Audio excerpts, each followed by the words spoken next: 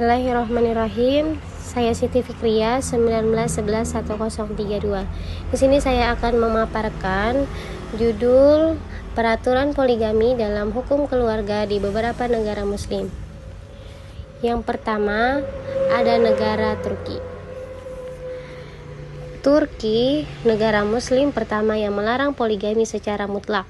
Dalam Undang-Undang Perdata Turki tahun 1926 pasal 93 yang berbunyi, seorang suami yang sudah mempunyai istri tidak boleh menikah lagi, terkecuali dia dapat membuktikan di depan pengadilan bahwa istrinya bukan istri sah atau batal atau telah pisah, baik karena cerai atau karena meninggal dunia. Kemudian aturan ini diamandemenkan tahun 1951 dengan pasal 8 dan 19A yang berbunyi poligami dilarang tegas. Seorang yang akan melakukan akad perkawinan harus lebih dahulu memberi keterangan ke pengadilan bahwa ia sedang tidak berada dalam sebuah ikatan perkawinan bila melakukan akad nikah, padahal di saat yang bersamaan ia sedang dalam ikatan perkawinan, maka akad tersebut dianggap batal.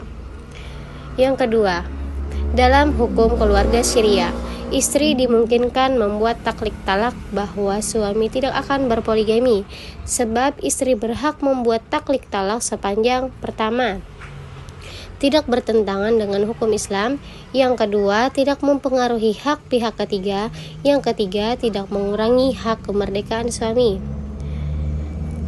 Poligami diperbolehkan dalam hukum keluarga Somalia dengan syarat: pertama, terkait kemandulan istri harus dapat dibuktikan dengan keterangan dari dokter.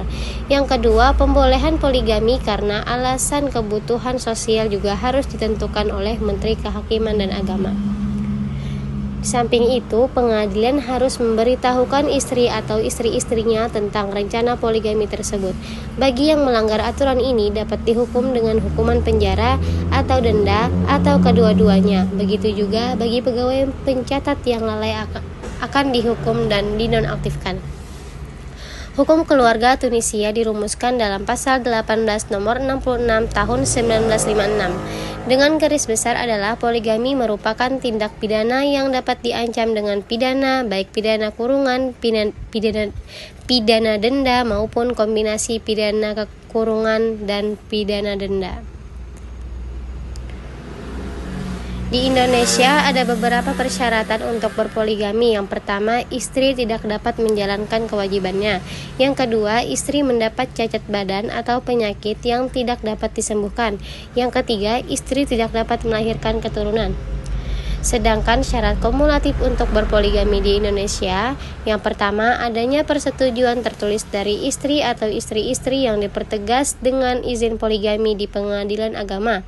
Yang kedua, adanya kepastian bahwa suami mampu menjamin keperluan hidup istri-istri dan anak-anak mereka. Yang ketiga, adanya jaminan tertulis bahwa suami akan berlaku adil terhadap istri-istri dan anak-anak mereka.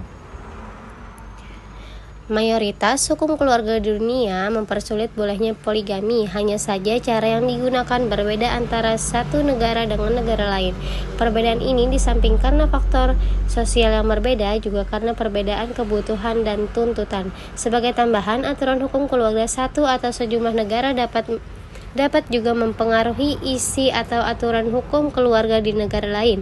Karena itu, pengaruh negara tertentu menjadi faktor lain dalam merumuskan aturan tentang poligami. Hal ini dikarenakan dalam penyusunan hukum keluarga suatu negara biasanya bersumber dari hukum keluarga lain. Jadi, sekian dari saya. Wassalamualaikum warahmatullahi wabarakatuh.